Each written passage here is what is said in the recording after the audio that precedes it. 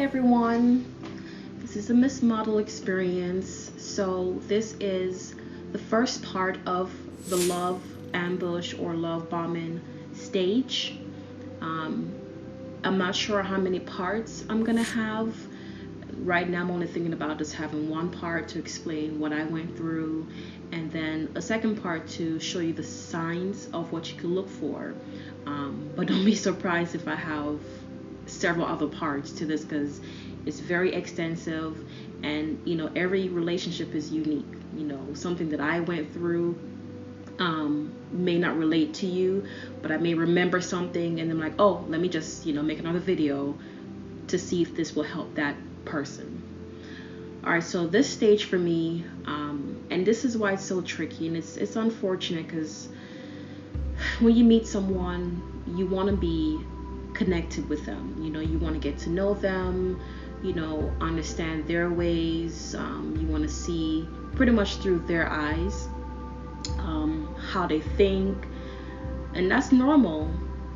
But there's little slightly things that you have to kind of catch. I know for this stage, I read and saw some people said they got lavish gifts. I didn't really get any gifts from mine because he didn't have money like that, just to be honest. But it was the little things that I appreciated that he did, like, he would, buy us food, or whenever I come over and stuff like that. And it goes both ways. It wasn't just him buying me food. I would offer sometimes too, because that's just my personality. So I couldn't really detect anything. When we first met, though, we met on Tinder, and I did the procedure where you meet the person, or you swipe the person, then you start texting in the app, and then you call the person to hear their voice. When we called each other, I think we were on the phone for like 3 hours. It was a long time, but it didn't feel like it was that long. Now this period is where you get to know the person. I did remember that he was asking a lot of questions about me in this part, and I thought that was normal. He would ask question, I would ask question. It's not that I was trying to collect to be manipulative like him, but I guess that's what he was doing in the beginning. I don't know. So we talked for hours on the phone, and then we eventually met. We went on our first date in person, and it was really good. His demeanor was calm. It was just soothing. He was just a breath of fresh air to be around, which was normal for me, or it was exciting for me, because I had left overt abusive relationship probably like 6 months before I met this person. So it was just refreshing to be with someone who I thought was normal. When we did start having intercourse, it was wonderful. I can't complain. I don't want to be with anyone that the intercourse is not good. What I did notice after a while is that, I don't know, it was like it was perfected in a way, and I'm not complaining, because again, I don't want to be with anyone that doesn't know what they're doing. But it just, I don't know, it just felt like it was planned, which was weird. That gut feeling. Let me see what else. Paid attention to the little things that I did, which I thought was cute. When I got my hair done, my nails even down to the color, I thought I was normal.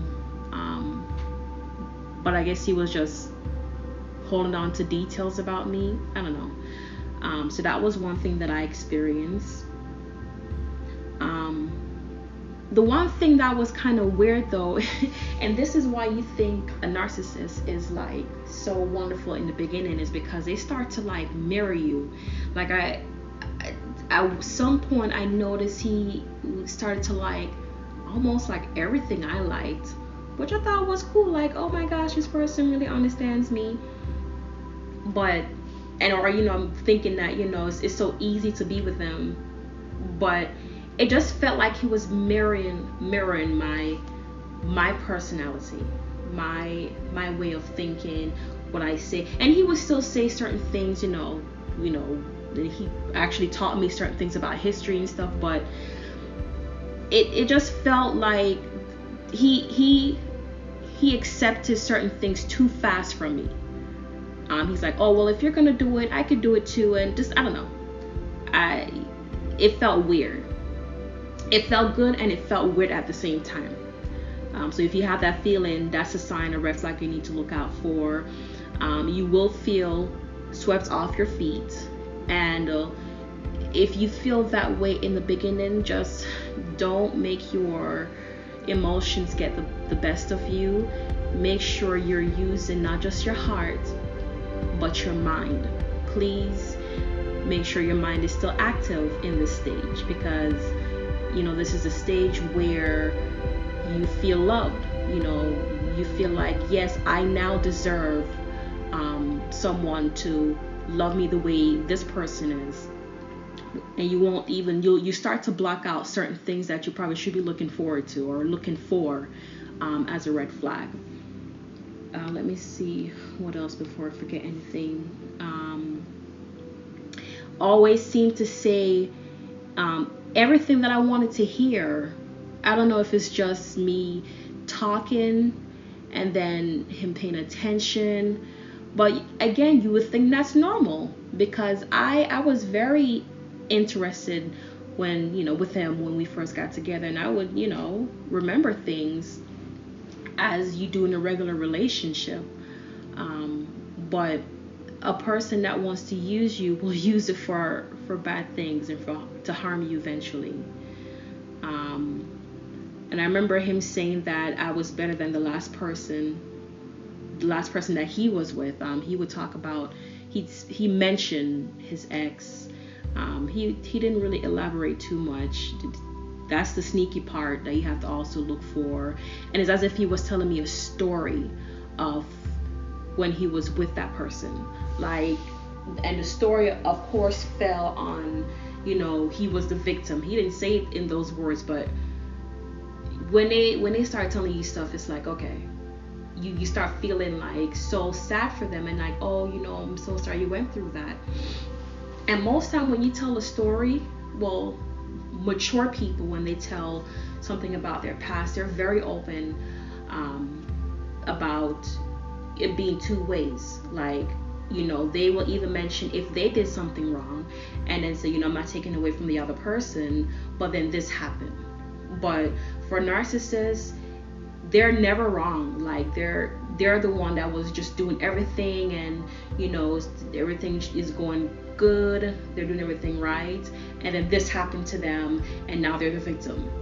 That's how it comes off when they're telling you their past.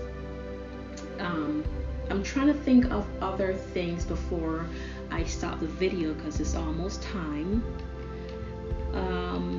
Love bombing. What else happened to me in the beginning? See, I've been with mine for 2 years, so it's hard to, or not hard, it's challenging to remember what went on in the beginning. Again, I just felt like I was in a fairy tale. It almost felt unreal. I don't want a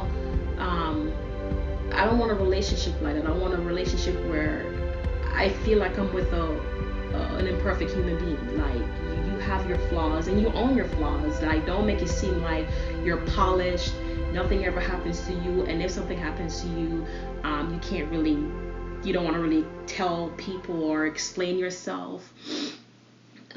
So look out for that if they just seem too perfect. Like they perfected their craft too much. Like that's a little scary. Like they're a robot in a way.